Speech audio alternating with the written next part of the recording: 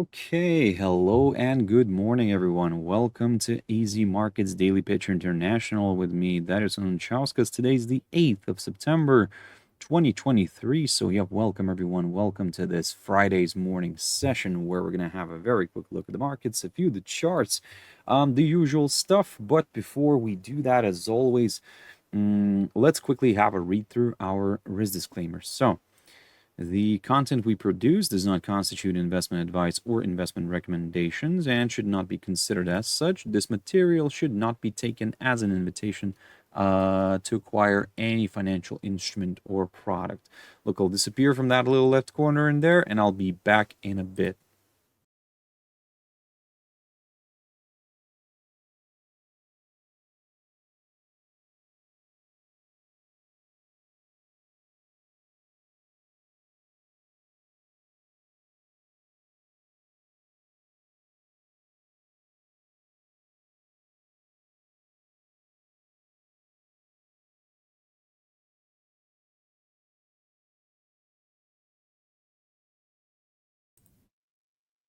Okay, so now then, let me just adjust my camera a little bit here. Yep, there we go.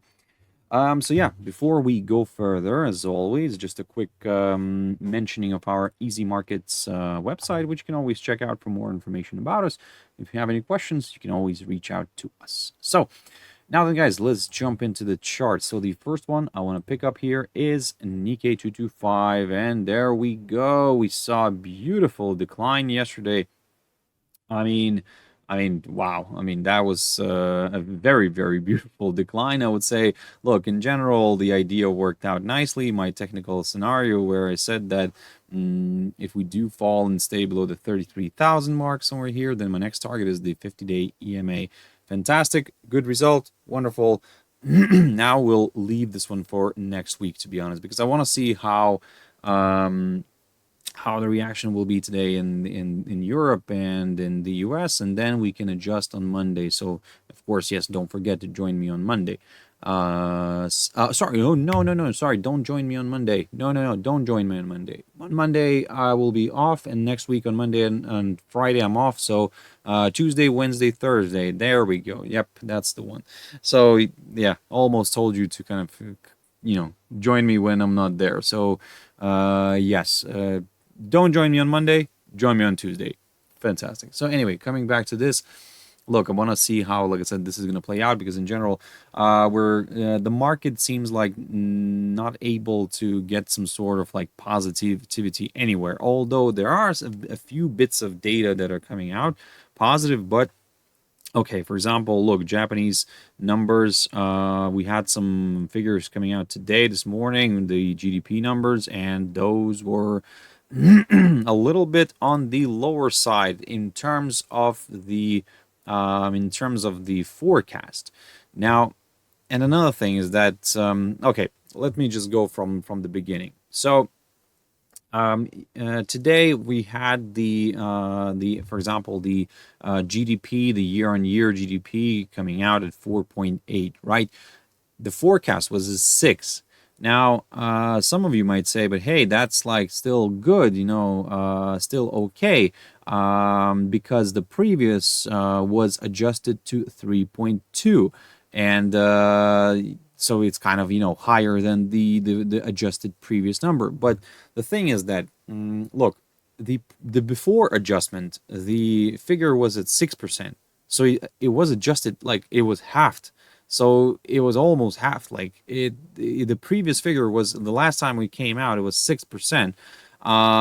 Today it gets adjusted to 3.2. The forecast was still the same at 6%, and the actual comes out at 4.8. So not only that it fails to meet the forecast. Okay, maybe somebody might say, like, hey, maybe the forecast was a little bit way too ambitious, way too positive, and the glass was way half full, right? But still, in general, I don't think that it's still a good thing. So the fact that it got adjusted to, like, it was halved, now that's a problem. Yes, the actual number came out higher than the adjustment, but I think everybody's like focusing now on the fact that it kind of got adjusted really hard, and that's where the problem, you know, remains. So yes, we are seeing a bit of a retracement, a bit of a rebound back to the upside, just because mainly that maybe the actual was higher than the adjusted figure, but I think that the market still is not going to like that,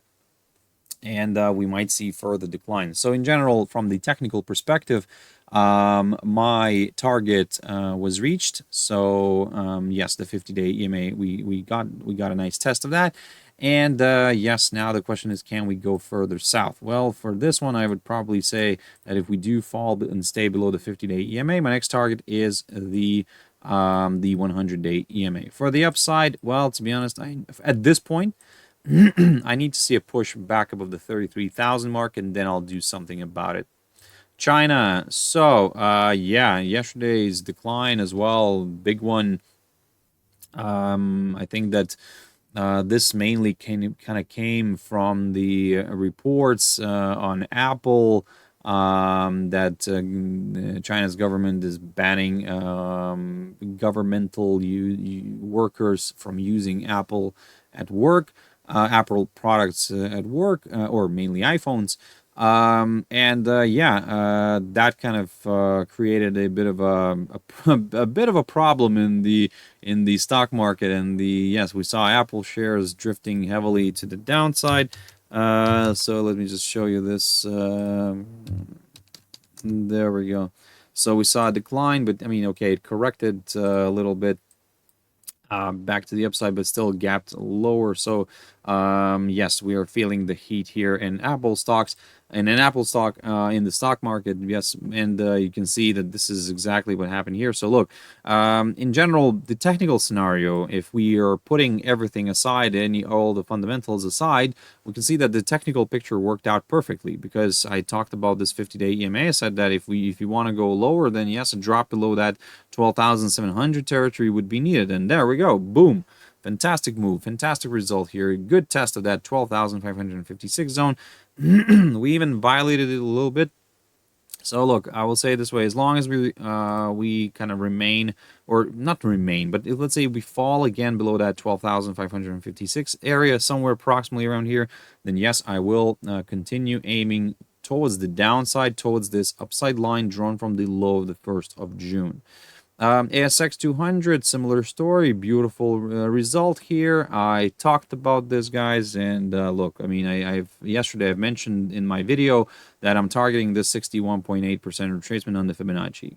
Did I get that? Yes, I got that. Great, fantastic. What's next? Well, next is we're removing the Fibonacci retracement here. I think that's enough. We had our fun with it. So now what I'm going to do, I'm just going to take a simplistic approach here, and let's put it this way: as long as we stay below the 200-day EMA, or in general all the EMAs, I'm leaning towards the downside. For the upside for me, well, this is where the tricky bit comes in. I liked before this downside line, but I think now I need to kind of keep an eye on this one. Look, it's also a tentative downside line, so it might not carry much significance.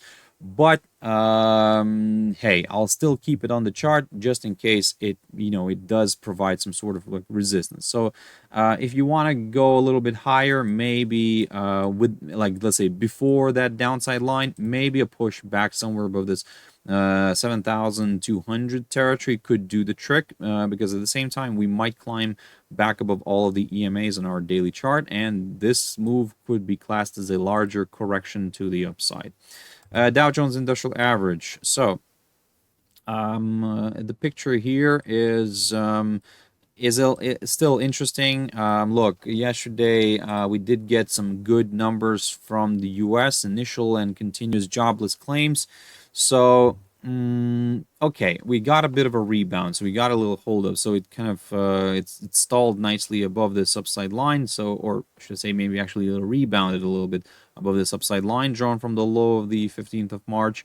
And at this point, I would say if you're looking for some higher levels, then a break of this downside line right here, drawn from the high of the 27th of July, would be required. Because then we would aim for this other downside line drawn from the high of the 1st of August. Now, I get it. Both of them lines are a little bit on the tentative side, so don't really focus on them too much. Maybe the steeper one, just because it has a little bit more, a few more touches, and that's why for now, like I said, that's why I'm aiming for it. For this one around here, we also have the 50-day EMA. So yes, at this point, this is the game plan. If you're looking for some lower levels, well, guys, a break of this a break of this upside line would be required. And then we could go and aim for that 200-day EMA.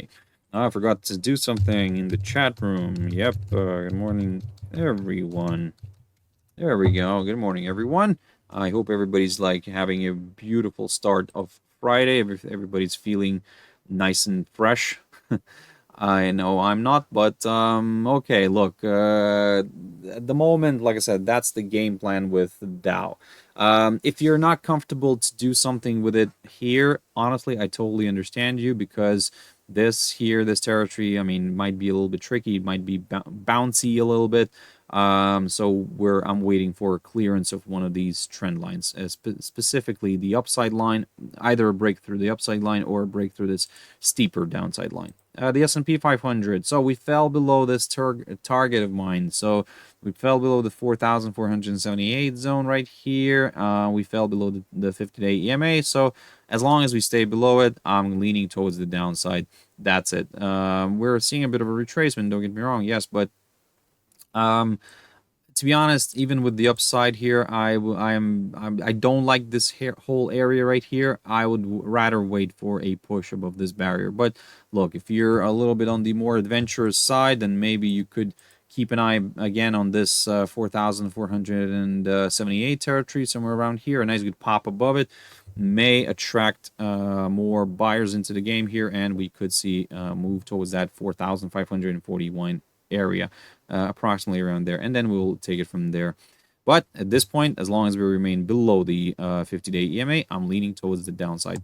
NASDAQ, so yes, yesterday declined heavily. Yes, Apple did not help out NASDAQ bulls. So yes, we saw that nice decline and the drop here. And look, we broke below this downside line and we kind of stayed below it. So in a way, you know what, I'm gonna stick to my analysis, and I'm gonna say that as long as we stay below this downside line, I'm gonna lean towards the downside. If we start pushing back up here, I'm just taking neutral stand, because for me to consider the higher levels, I would rather wait for a push above the 15,610, 600 level, something like that, around here, and then we could take it from there. Now, the German index, DAX. So we're seeing a nice, and all these indices, by the way, are the futures. So we're seeing some movement here, and we're seeing a nice recovery, as I can see. Okay, that's quite interesting. So the question is, what's going to happen today? Because look, in terms of European data, yesterday we got some preliminary GDP numbers, which actually were not very exciting too. Today we did already get, by the way, the German CPI figures. Okay, those came out as expected, to be honest. The very predictive, very straight to the point. Yeah, just as expected, came out. Yeah, that's it. Nothing major, let's put it this way. We do get the EU economic forecast today, so just keep an eye on the economic calendar, guys. Might be a bit of action, but in general, today is not the, let's say, most exciting day in terms of economic data. So I think that mostly keep an eye on the developments around different companies. Maybe we'll get some more news around Apple, or maybe everybody will start talking about the rate hikes and stuff like that. So because next week, if I'm not mistaken, let me just quickly double check. I think we have the ECB's interest rate decision next week. Let me just quickly double check that. Industrial production. Yeah. Of course, interest rate decision coming out next week on Wednesday, guys. On Thursday. So we could see some action then. So, but again, of course, don't get me wrong.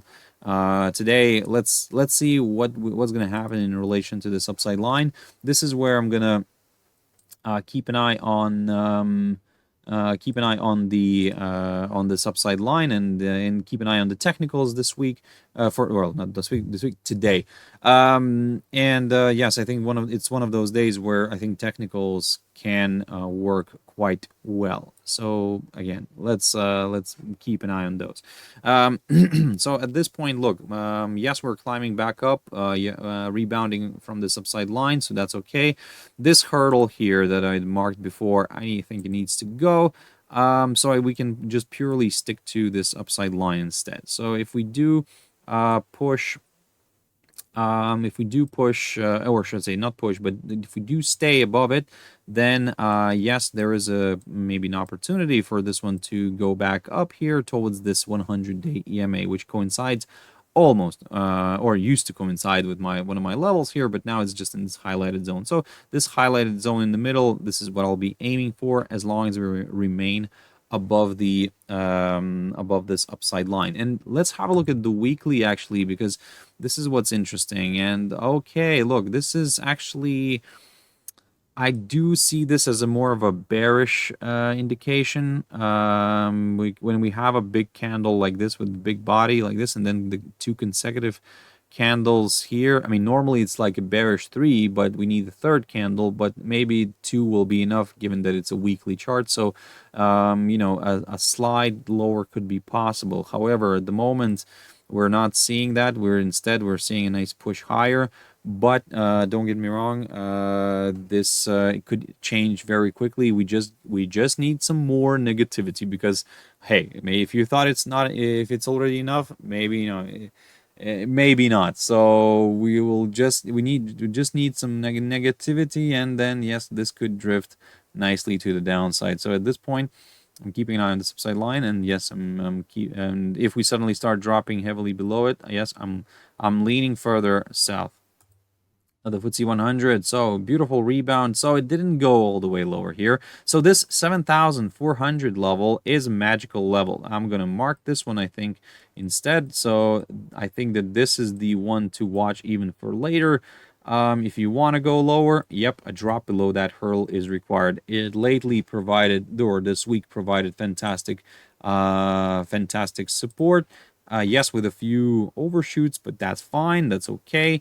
This 7,434 territory was also not bad, but yeah, I mean, not as good as this one. Not as good as 7,400 level. And now we're seeing a push back up on the weekly chart. Yes, we're still in negative territory. So question is, can we recover, and can we push back up here? Well, if we stay above this downside line, my next target is the 50-day EMA, and if we clear that one, then it's the 7,520 territory, somewhere around here, or maybe even the EMAs, the 100 and the 200-day EMAs. But again, let's not rush into this. For now, let's just keep an eye on this downside line. Let's see what's going to happen with it. If we start drifting back below the 7,434 territory, then maybe I will start leaning a little bit more towards the downside. But of course, as I said already, I am still keeping an eye on that 7,400 mark. US dollar index. So there we go. Are we seeing a doji, or like a shooting? Not a doji, actually, more like a shooting star here. Are we seeing something like that? Well, let's wait and see, because at the moment, yes, it seems like it's a nice potential reversal signal here, but I'll stick to my game plan. I said to you that I will wait for a drop back below the 104.61 territory in order to go lower. At this point, there is still hope for the bulls, because we could drift lower, we could test this territory, rebound from it, and push back up. Oh, Alicanos, good morning. Good morning. Yeah, good morning to you too. I hope you're having a wonderful start of Friday. Yes, so that's, like I said, that's my game plan right now on the US dollar index. Again, maybe not ideal if you think that this is not something, you know, that kind of sparkles with you. Honestly, leave it. Just forget about it for now, because The question here is looking at the weekly chart here. I mean, this has been what, the 8th week in a row now that the index ended in positive territory. Look, at this point, we're near a very interesting spot. So this 104.61, and this is the reason why I'm mentioning it, because if by any chance we drift back below it and stay below it, and maybe going into next week, we could see a bit of a retracement here on the US dollar. So maybe, you know, let's wait and see. So keep your eyes on this hurdle, and then we'll take it from there.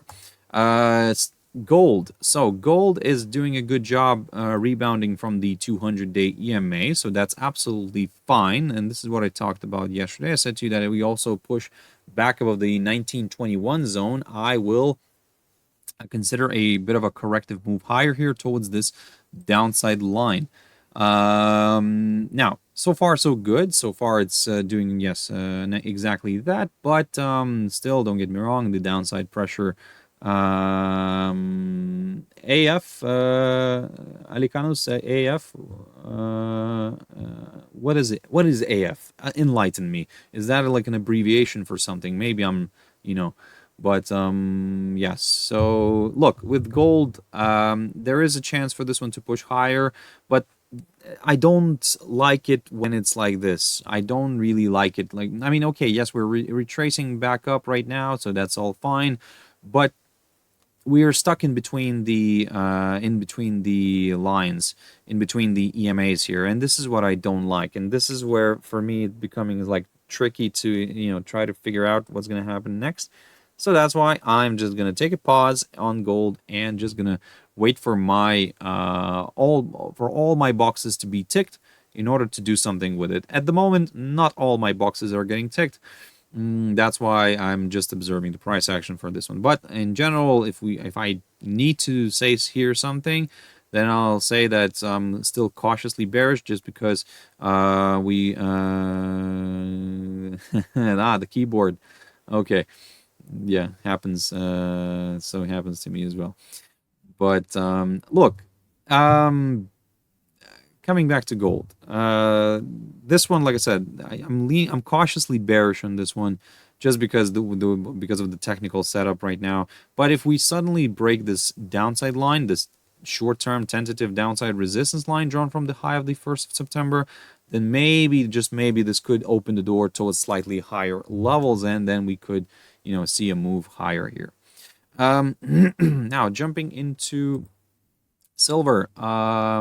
This one is also quite interesting. Oh, Daredevil Dave, good morning. Good morning to you too. I hope you're also having a wonderful start of Friday. Friday, yeah, I forgot which day it was.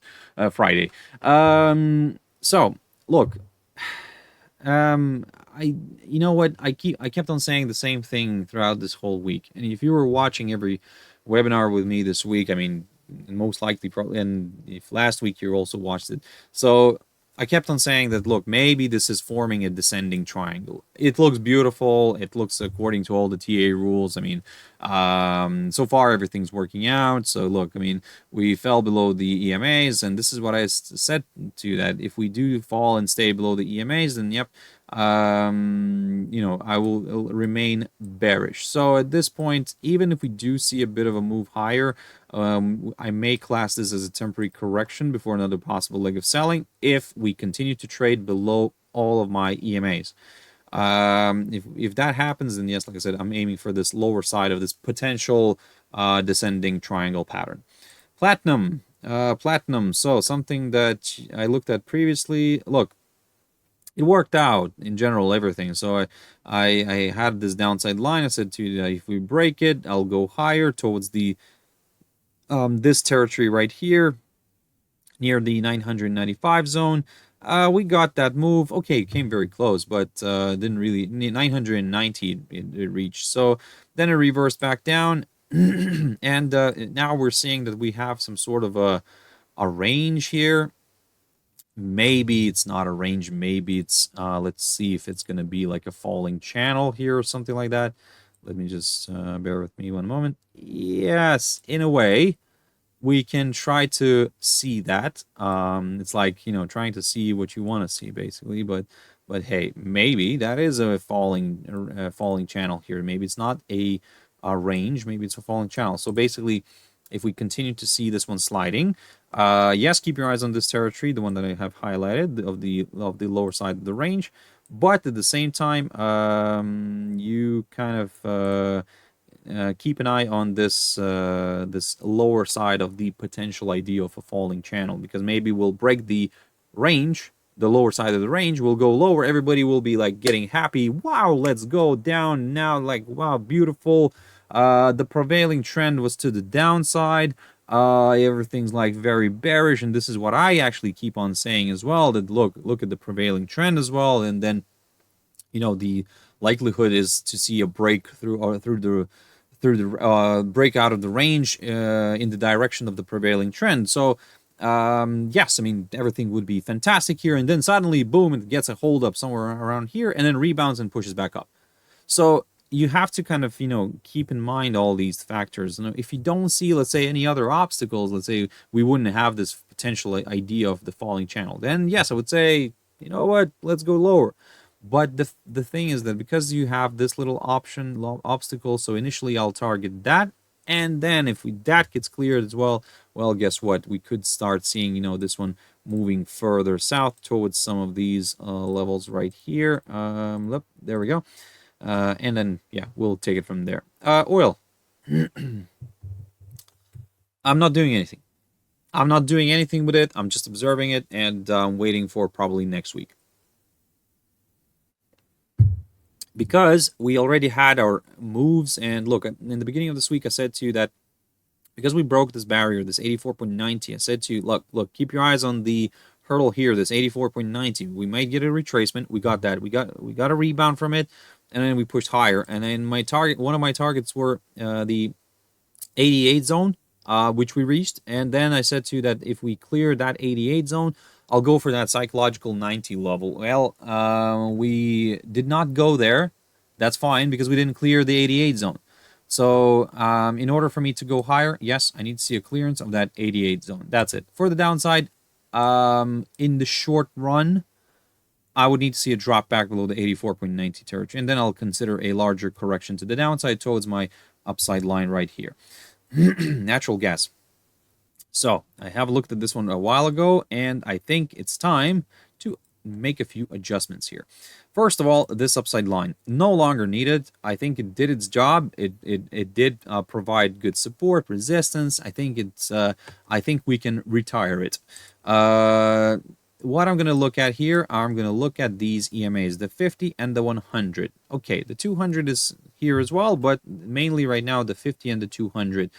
So we can see that we are oscillating around around those EMAs. So what does that mean? Nothing, because it doesn't help us anything. I mean, it doesn't really give us any clear indication of what it wants to do. So what do we do then? We look at the broader picture. We see like the range here. So fantastic. I talked about this range a lot already. Then we have a little range within this bigger range. So basically this 2.45 level, which could be the lower side of the range, of the little range, is something to be watched. And if that gets cleared, then yes, we could open the door. This could open the door towards the lower side of the bigger range. So that's why at this point, yes, I mean, if I want to go to the downside, then yes, this is exactly what I need. For the upside, well, this is where the interesting moment comes in. Yes, I do have that 2.83 zone right here, but I think I'll start looking at some higher levels if we do climb back above these two EMAs. I know that we had a push higher here, then we kind of found resistance and reversed back down, so it didn't really, let's say, help us very much. But no, it was okay. It's part of the game. It's part of the deal. So let's say if you do climb back above these two EMAs, I'll aim higher.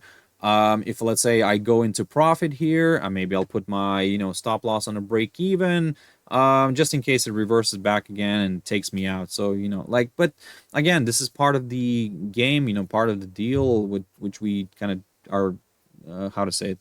We accept the fact that this is happening. So Alicano's price action seems bullish on NatGas looking at the daily chart. I don't know. Well, maybe if, from your perspective, yes, maybe. Look, I mean, but from my perspective, it's flat. The trend is sideways, so it's neither upside nor downside. It's the third trend. It's the flat one. So because we're in a range right now, and to be honest, the fact that we're oscillating around the EMAs, that's not really giving me anything. So it's just like it seems like somebody's undecided. Um, and everybody's undecided yet, and everybody's waiting for some sort of a trigger. Well, let's wait. Maybe the war will be the trigger. Maybe something there will happen, but at this point, we can just keep an eye on it. So from the, like I said, from the shorter term perspective, I'm going to keep an eye on the EMAs here. If we climb back above those, I'll consider a move higher, a little bit within the range, but still I'm gonna accept the fact that we might see like a hold up somewhere here and then a reversal back down. So yeah, Bitcoin. So yes, gave us a little bit of something, right? It's like, hey, everybody's like talking about me, like, and everybody's saying that I'm kind of boring and like I need to spice it up a little bit. Hey, I'm gonna give something to them, and there we go. We got that pop a little bit. Everybody's like, hey, yeah, hey, he's not a bad guy, that Bitcoin guy is not bad, and let's maybe let's jump in with him, and but actually, is he? Is he not a bad guy? I mean, look at this. I mean, okay, we got to push higher. That's great. We moved away from this breakout point, this for the downside. But it's still not driving anywhere. So it's still kind of, and let's say we're not seeing any current like news or anything no headlines around Bitcoin, or we do have a few, but it's like not something that is major. I think that right now the driver is in the currencies. Yes, the currencies are picking up the interest together with the stock market. Well, so yeah, let's see how that's going to play out. Litecoin, and by the way, when Bitcoin, the same game plan is valid. I mean, I need to push through these barriers here. I talked about that already yesterday. So for the upside, I need to push somewhere above the 27,000 mark. But then I'll consider a larger correction to the upside towards this downside line. For the downside, I need to see a drop below the 25,288 zone, somewhere around here, approximately around here. Not exactly maybe that level, but just approximately this area, because as you can see, it provided fantastic support recently. Litecoin, yeah, actually, I'm loving Litecoin more. This one's like, I don't know. It's currently balancing above this upside line. I mean, this upside line drawn from the low of the 14th of June of last year, so quite a long one actually. And yes, if we break that one, then great. Okay, we could see a move lower. But I'll probably get even more comfortable with the downside if we do drop below the 60 mark, the psychological 60 zone, and then yeah, we'll take it from there. AUDUSD. So beautiful retracement, beautiful, everything's beautiful here because we didn't fall below the lower side of the range. I mean, we did visit the area briefly, but that's okay. We know that's fine. We stayed, the bodies of the daily candles stayed here above that hurdle, and we retraced back up. So look, what I said to you yesterday, that I'm keeping an eye on this upside line still. I know we violated it, but so far it's working nicely with the idea that whenever we break a trend line, we tend to revisit it from the other side. And this is exactly what we're getting right now. We're getting that revisit, and we're getting a hold up. Now, somebody might say, but hey, will we actually go back up here? That's a good question. If we push back above this upside line and stay above it, I'll consider a move higher. Why? Because at this point, maybe we're actually forming something of a bearish flag. And if like we have our pole, we have our little correction here, we're struggling with this hurdle, so maybe this is a bearish flag. So let's not rush into anything, guys, for now. I am, like I said, I'm probably gonna leave this one for this week, because I want to see where are we gonna end up being in relation to this upside line right here. AUDJPY. So AUDJPY, just bear with me one moment. AUDJPY, so far so good, because I kept on saying that, look, if we continue to trade above the crossroads of these two trend lines and above the 100-day EMA, look how well the 100-day EMA is coinciding here with the crossroads of these two, these two. Yeah, I need to capture these two trend lines. So, I mean, this is just amazing and beautiful. So if you're looking for some lower levels, well, guess what? A drop below the crossroads is required here. Then more sellers could join in. For the upside, I would say I'm still leaning slightly towards the upside, but only up until this 94.90 territory, and then I'll take it from there. NZDJPY, so we're getting closer and closer. So look at this beautiful thing. Basically, I am watching this one for now, and I am waiting for it to make a move. I'm waiting for it to make that breakout, because I said to you, look, the pair is coiling up. The pair is becoming more attractive, and of course, don't get me wrong, we might see some false breakouts as well, but that's part of the game, unfortunately.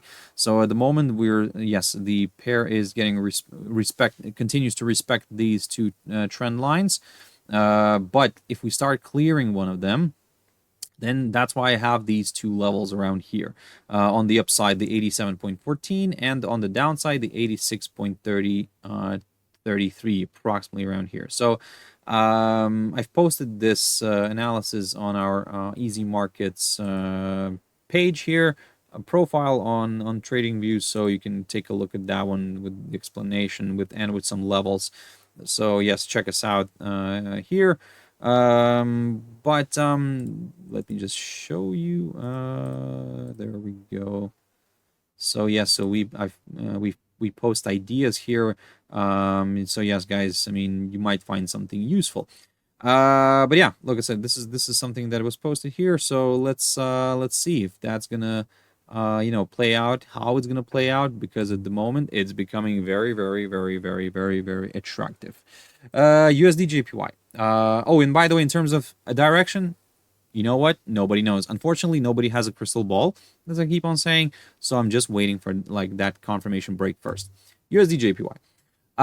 Beautiful retest of this 146.56 territory. That's amazing, I would say, because look, we declined, we tested that area, rebounded, and now the question is, can we continue to trade above that? Well, as long as we continue to trade above this, yes, I am leaning towards the upside still, because if we do fall back below the 146.56 territory, then yes, I will consider a bit of a retracement here to the downside towards that psychological 145 level. And of course, everybody's waiting for the BOJ intervention here at some point. Nobody knows when, but where they will jump in to kind of maybe strengthen the yen a little bit in order to save it from depreciating further.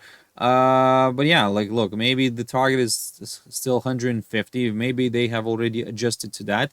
So maybe we could see that running towards the 148.85 first, and then maybe the 150 zone.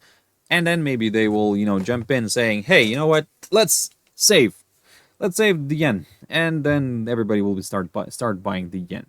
USDCAD. This one, look, so far so good. I've talked about this. I said to you that I'm going to lean towards the upside, towards this downside line, if we do clear this highlighted zone right here.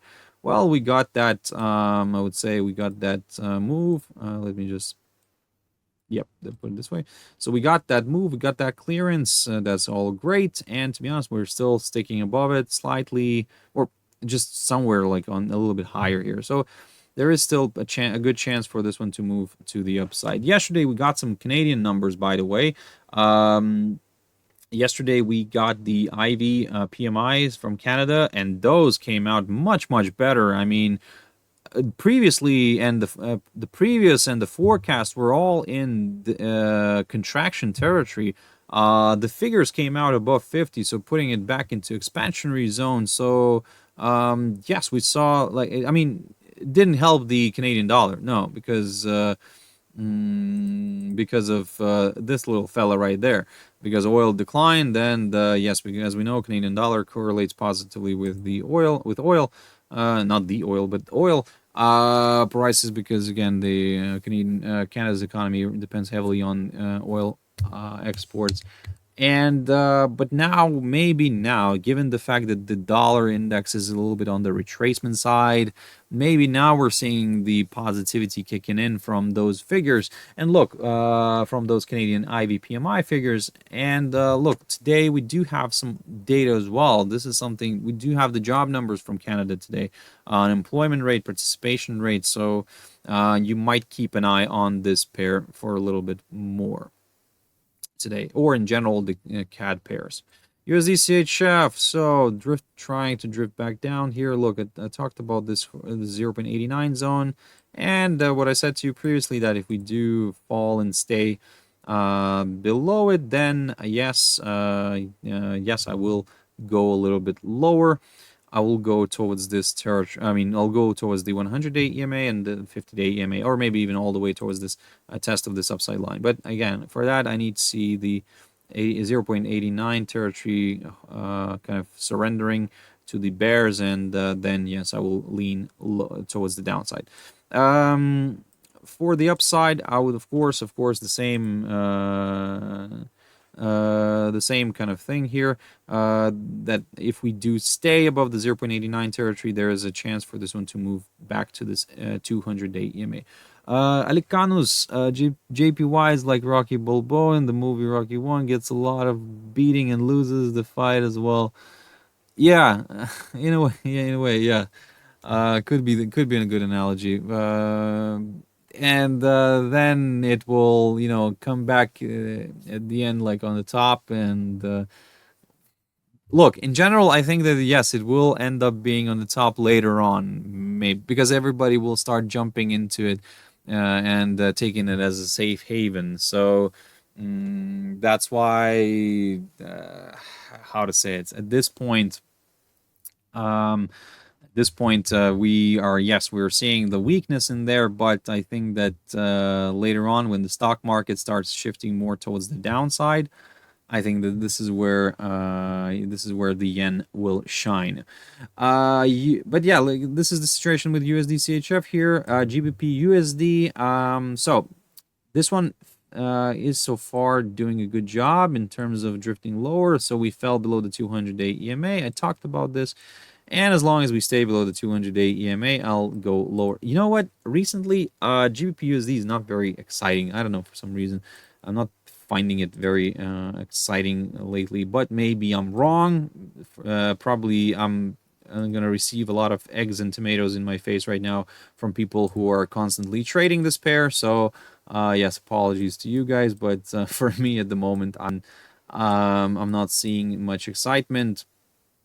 But look, the way I can look at it is to maybe consider this, that if we do fall below this 1.2445 territory, I will go lower. And look, this is one of those patterns, by the way, but just the opposite direction, which I've mentioned, that whenever you have a big candle like this and then a smaller one with a big tail, then maybe it could lead to a bit of retracement. Well, we already saw that retracement, so maybe it's not going to be that. So that's why if we continue to trade below the 200-day EMA, yes, I'm going to lean further south. But to be honest, I will take a very conservative approach on this one, and I'll wait for a drop below the 1.2445 in order to go lower. For the upside, I would like to see a push above this downside line. I know that we could be missing out on a lot of territory, but I'm gonna get more comfortable with this scenario for the upside. But look, if you're eager to jump in, maybe the 200-day EMA could help you out. So if we do push and stay above it, then yes, I will consider maybe a larger correction to the upside. GBP/NZD, beautiful move here. So let me adjust a few levels. So this level here, the 2.11, 12, something like that, it was kind of working initially. Now I think, yeah, I think this 2.1173, something like that. We're seeing a nice decline below it, a drop below it, and the question now is, can we see a break of this upside line? Well, this is what I need, and this is what I said before, that I need to see a drop below this upside line in order to go lower. Where at the moment we're almost testing that line. Let's see if we can break that. Slightly below, we do have the 50-day EMA here as well, which could be a little bit in the way. But if that gets cleared, well, don't worry. I mean, this could, continue sliding. For the upside, I'm taking a very conservative approach here, and I'm waiting for a push above the 2.14 level in order to go higher. Now let's jump into a few euro pairs. So EURNZD, this is something that I've drawn yesterday, this little madness of lines. But to be honest, behind every madness there is some sort of logic. So as you can see for now, because I'm not sure which one of these are going to work, I'm trying to examine all of them. They're not in my way. They're all like just separate. So the moment I am just going to stick to that. So, but at the moment, what I'm looking at here is nothing because I'm neutral. Because I'm watching these two trend lines right here, the downside one and this steeper one, the steeper upside one. So we're currently, like, let's say, just trading between them. So I need to see a clearance through one of them in order to consider the next short-term directional moves. At this point, while it remains in here, nope, I'm not doing anything. Euro CHF, this one is still within the range. Look, beautiful retest of the broken trend line here from the other side. Yes, beautiful retest. And this is where I said to you that in order for me to go higher, I need to see a push somewhere above this territory. And this territory is kind of near the midpoint of the range that where we are currently sitting in. And also, I think that this right now is forming something like another little range within the bigger range. So yeah, we do get those, as you know. And yeah, look, if you want to go higher, maybe a push through this lower side of the, the upper side of this smaller range, then yeah, maybe that could be a little bit more interesting. For the downside, the drop below the 0.9525 territory could be ideal, and then we could take it from there. EURJPY, EURJPY, something that I looked at a while ago, but hey, this could be quite interesting. First of all, this level here on the top side, the 159.49. Look, I think it's better to mark the highest point of August, actually, the 159.77. And kind of stick to that one if you're looking for some higher levels. Some of you might say, but hey, maybe this is forming a nice little descending triangle pattern here, which according to all the TA rules tends to break to the downside. Well, indeed, yes, that's what the rule says. But have seen this happening in the opposite direction, so you know, let's not rush into anything. But in general, look, for the downside, I still need to see a drop somewhere below this 156.87 territory in order to go lower. We would already be placed below the 50-day EMA, and my next target will be the 100-day EMA right here. Euro USD. Now, Euro USD. So the picture here is quite interesting. Still somewhat bearish because we drifted below this 1.0733 territory. I spoke about this. I said that if we also stay below it, then yes, I'll go further south towards my 1.0667 territory, somewhere around here, or this 1.0662, something like that. So this area, the 1.0662 is actually the lowest point of June of this year, so good potential target. But look, as long as we remain below this hurdle, below this 1.0733, I will continue targeting the downside. If we push back above this, I'll take a neutral stand. If we push above the 1.0766, I'll take a bit of a more positive stance, because then I'll aim for my 200-day EMA, and then I'll take it from there. That's my simplistic approach on Euro USD. Look, maybe it will work out, maybe not, but unfortunately, that's the game that we're playing. Something works, something doesn't. We're just always trying to find some sort of logic, and at the moment, for me, that's the logical approach. A few levels have to go away from here, maybe. Or actually, no, you know what? I'm going to bring that one back. I think that one's okay. Yes, I think, actually, you know what? They're all okay for now. So let's stick to those. And yeah, let's see how this is going to play out, guys. So yeah, right, now then, long story short, thank you very much. Thank you very much for this week, guys, for joining me. Thank you very much for watching my sessions, and I really, really appreciate that. Honestly, a massive bow down to you for participating, for killing an hour of your life with me. Yes, thank you very much for that. Look, on Monday and Friday next week, there won't be any Daily Pitch International with me, so we will resume on Tuesday.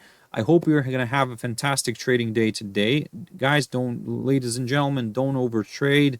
Have your stop losses in place. Risk only what you can afford to lose, and everything will be fine. So, and of course, don't forget to relax during the weekend. That's the most important. Thank you very much, and I'll see you on Tuesday. Bye-bye.